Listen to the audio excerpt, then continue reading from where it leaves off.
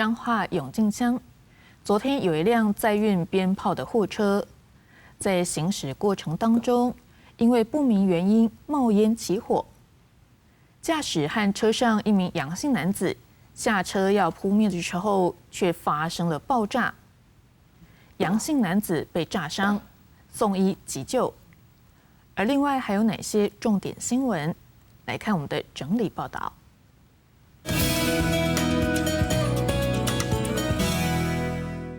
停放在路边的货车后车厢冒出浓烟，消防队获报赶到现场。不过货车突然发生爆炸，浓烟覆盖整个街道和两侧建筑，消防车赶紧拉水线灌救。消防队表示，一开始廖姓货车驾驶发现后车厢冒烟，和同车的杨姓男子设法扑灭，但这时却发生爆炸。受伤的杨姓男子被送往医院急救，脸部和四肢约有60%饿肚子3度烧烫伤。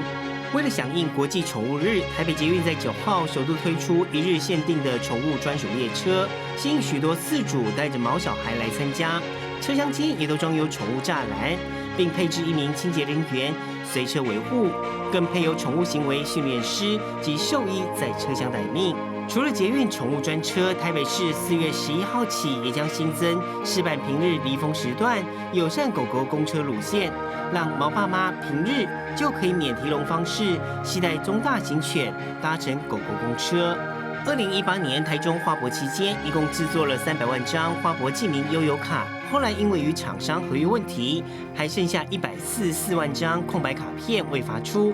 2年前市府解决合约问题，现在要让当年没领到花博卡的市民申请领取。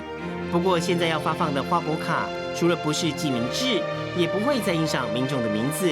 从4月10号起，会先试办3个月，看领取状况，再决定后续是否继续开放申请。记者综合报道。